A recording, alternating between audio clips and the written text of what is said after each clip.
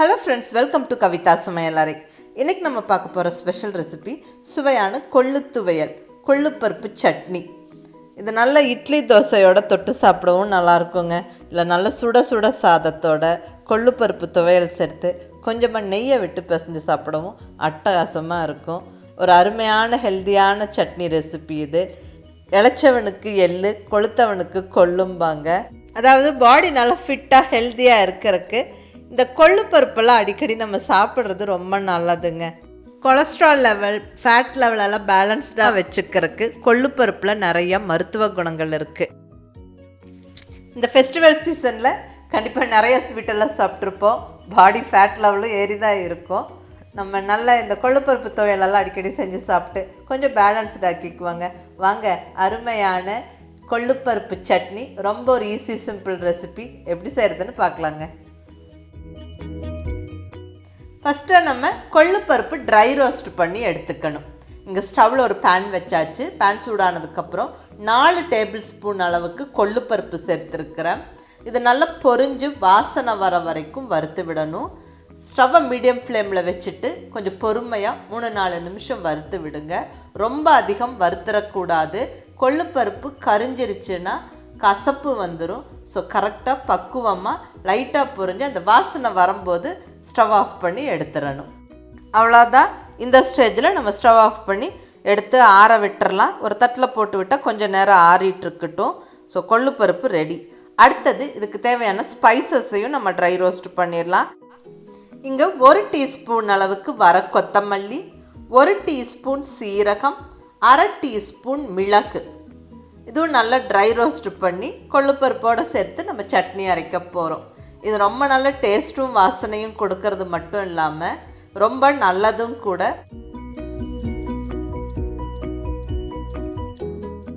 இந்த சீரகம், மிளகு, மல்லியும் அதே மாதிரி ஸ்டவ்வை மீடியம் ஃப்ளேமில் வச்சுக்கிட்டு நல்ல வாசனை வர வரைக்கும் வறுத்து விட்டுறணும். இப்போ நல்ல காரமான வரமிளகாய் 4 மிளகாய் சேர்த்துக்கிறேன். நீங்கள் உங்களுடைய டேஸ்ட்டுக்கு தகுந்த மாதிரி சேர்த்துக்கங்க. பட் 4 மிளகாய் நல்லா ஒரு கரெக்டான டேஸ்ட் இருக்கும். கூடவே நல்லா 2 கொத்து கருவேப்பிலையும் போட்டு விட்டுருங்க. ஸ்டவ்வை மீடியம் ஃப்ளேமில் வச்சுக்கிட்டு நல்லா பொரிஞ்சு வாசனை வர வரைக்கும் வறுத்து விட்டுறணும்.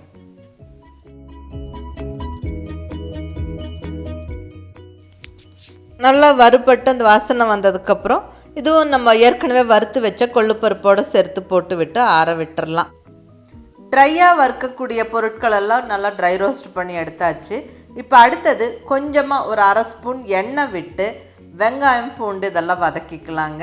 இங்கே 1/2 ஸ்பூன் எண்ணெய் விட்டுருக்கேன். எண்ணெய் சூடானதுக்கப்புறம் 10 சின்ன வெங்காயம் சேர்த்துக்கிறேன்.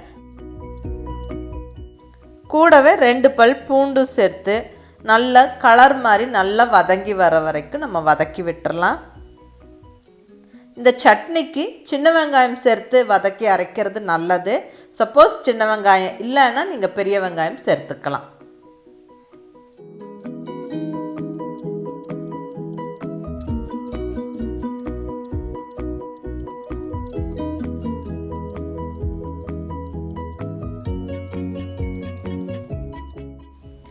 வெங்காயம் பூண்டெல்லாம் இப்படி ஓரளவுக்கு வதங்கினதுக்கப்புறமா இப்போ தேங்காய் கொஞ்சம் சேர்த்துக்கலாங்க. இங்கே 2 டேபிள் ஸ்பூன் அளவுக்கு சின்ன சின்ன பீசஸாக கட் பண்ணின தேங்காய் சேர்த்துக்கிறேன். சின்ன சின்ன பீசஸாகவும் கட் பண்ணி சேர்த்துக்கலாம், இல்லைன்னா நல்லா துருவியும் சேர்த்துக்கலாம். அடுத்தது ஒரு சின்ன பீஸ் புளி, டேமரின். இது நல்லா இந்த துவையலுக்கு நல்ல ஒரு டேஸ்ட்டு கொடுக்கும். நல்லா நாரெல்லாம் இல்லாமல் சுத்தப்படுத்திட்டு சின்ன சின்ன பீசஸாக போட்டு விட்டு கொஞ்சம் வதக்கிட்டு நம்ம அரைக்கும் போது ரொம்ப நல்லா அரைப்படும். இப்போ எல்லாமே நல்லா வதக்கியாச்சு. ஸ்டவ் ஆஃப் பண்ணி ஆற விட்டுருவோம். இப்போ நம்ம ஏற்கனவே ட்ரை ரோஸ்ட் பண்ணி ரெடியாக வச்சுருக்கிற கொள்ளுப்பருப்பு, மிளகாய், சீரகம், மிளகு இதெல்லாம் சேர்த்து போட்டு நல்லா இப்படி ஃபைனாக பொடிச்சிருவாங்க. அவ்வளோதான். நல்லா கமகமன்னு வாசனையோட கொள்ளுப்பொடி ரெடி. இதுலேயே கொஞ்சம் உப்பு போட்டு நம்ம பொடிச்சிருந்தா அதுதான் கொள்ளுப்பொடி, இட்லி பொடி ஜம்முன்னு இருக்கும். இப்போ நம்ம நல்ல சட்னி செய்ய போகிறோம்.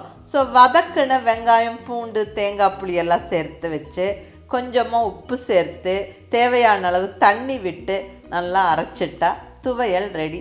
கெட்டியாக அரைச்சா துவையல், இன்னும் கொஞ்சம் தண்ணி விட்டு அரைச்சா சட்னி. அது இட்லி தோசைக்கு தொட்டுக்கலாம். கொஞ்சம் கெட்டியாக அரைச்சிக்கிட்டோம்னா சாதத்தோடு பிசைஞ்சு சாப்பிடலாம். அவ்வளோதாங்க, சுவையான கொள்ளுத்துவையல் ஜம்முன்னு ரெடி ஆயிருச்சு. நல்ல சுட சுட சாதத்தோட இந்த கொள்ளு துவையல் சேர்த்து கொஞ்சமாக நெய் விட்டு பிசைஞ்சு சாப்பிட்டா ரொம்ப நல்லாயிருக்கும். கொள்ளு உடலுக்கு சூடு, ஸோ கொஞ்சமாக நெய் சேர்த்துக்கிறது நல்லது. அதுவும் கண்டிப்பாக குழந்தைங்களுக்கெல்லாம் தரதாக இருந்தால் கொஞ்சமாக நெய்யை விட்டு பிசைஞ்சு கொடுங்க, ரொம்ப ரொம்ப நல்லது. ரொம்ப ஒரு ஹெல்தி ஈஸி சட்னி ரெசிபி இது. ட்ரை பண்ணி பாருங்கள். எப்படி இருந்துச்சுன்னு உங்கள் ஃபீட்பேக் சொல்லுங்கள். பிடிச்சிருந்தால் லைக் பண்ணி ஷேர் பண்ணி கமெண்ட் பண்ணுங்கள். கவிதா சமையலறை சப்ஸ்கிரைப் பண்ணி என்னுடைய மற்ற ரெசிபீஸும் வீடியோஸும் பாருங்கள். தேங்க்யூ.